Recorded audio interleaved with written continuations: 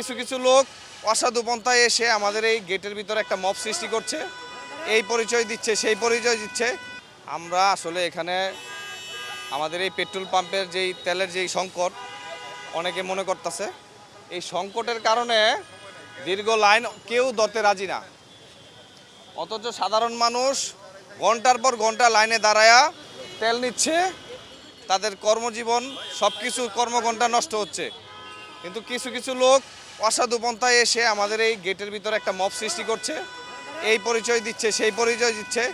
এই জন্য আমরা এখানে কঠোর অবস্থানে আছি, যাতে করে নিরবিচ্ছিন্নভাবে আমরা সেবা দিতে পারি, পেট্রোল পাম্পটা সচল থাকে, কোনো কোনো বিশৃঙ্খলার কারণে যাতে বন্ধ হয়ে না যায়, জনসাধারণের যাতে ভোগান্তি না হয়, সেই লক্ষ্যে আমরা এখানে কঠোর অবস্থানে আছি, যাতে করে মানুষ উল্টা পথে না ঢুকাইতে পারে এবং পাম্পের ভিতরে বিশৃঙ্খলা না করতে পারে। আসলে পাম্পে নিরাপত্তা নিয়ে আসলে আপনারা যতটুকু জানি আসলে আইন শৃঙ্খলা বাহিনীর কাছে আসলে নিরাপত্তা চেয়েছে, সেই বিষয়টা আসলে কতটুকু?